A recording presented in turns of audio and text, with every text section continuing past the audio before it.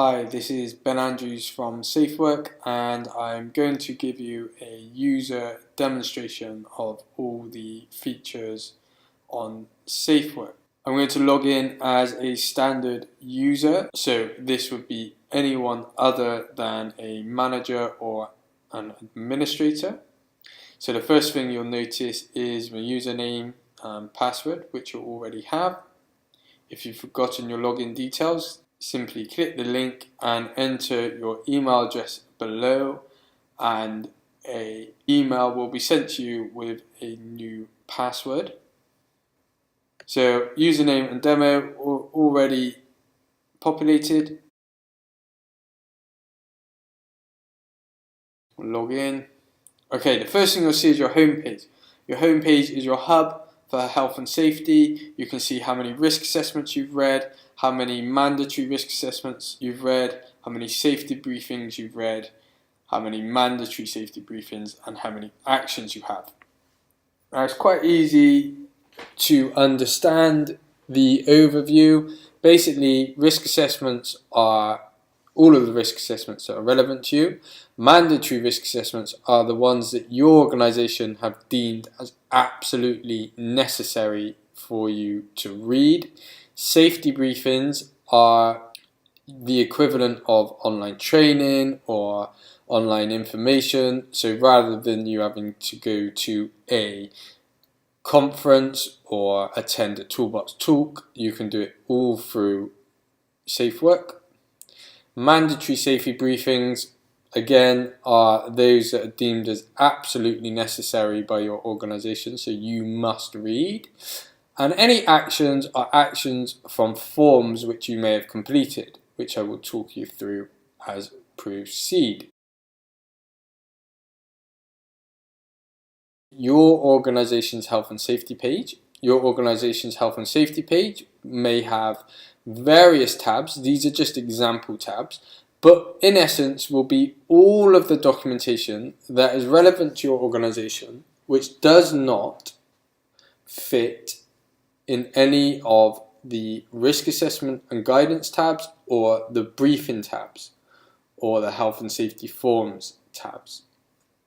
So things like local committee meetings or local training or premises documentation will all be within your organization's home page. Premises documentation is where you will find all of your local premises information. So if you have satellite offices or you have remote offices, this is where you'll find all of the information which is only applicable to those specific offices.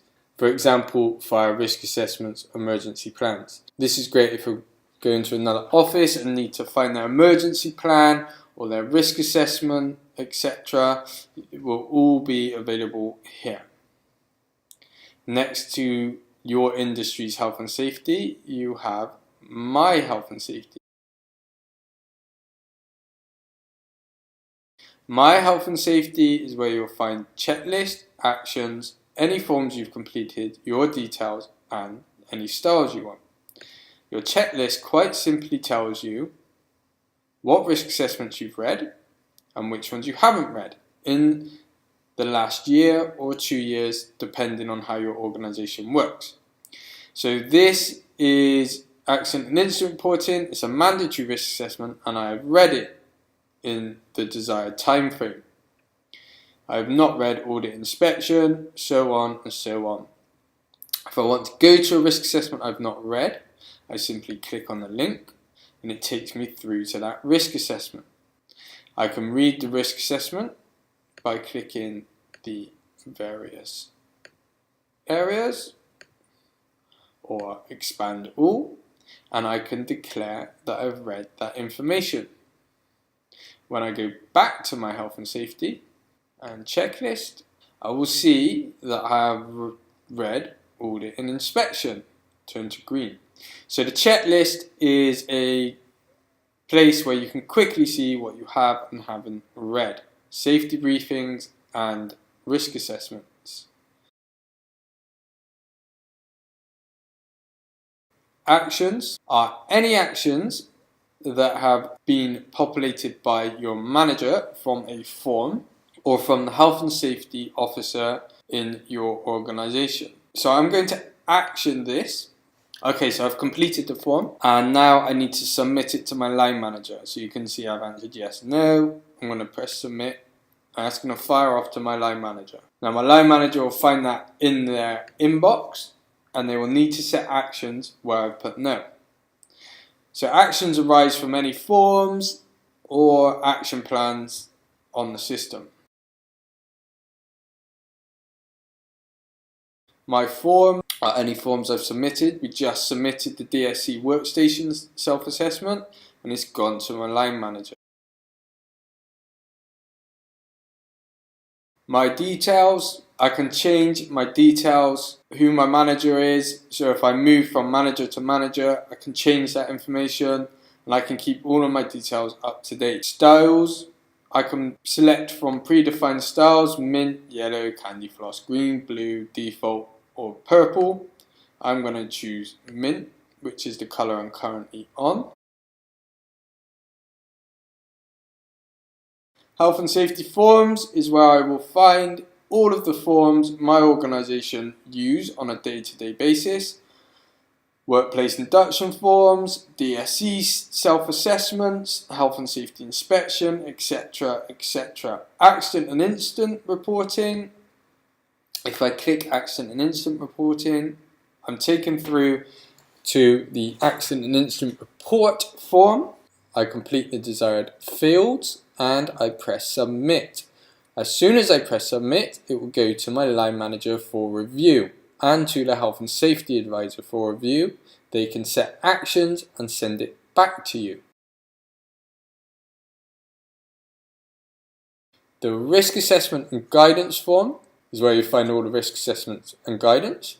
You can filter this by your job category. For example, if you are an IT officer, you can click IT officer and it will show you the necessary risk assessments for your job role.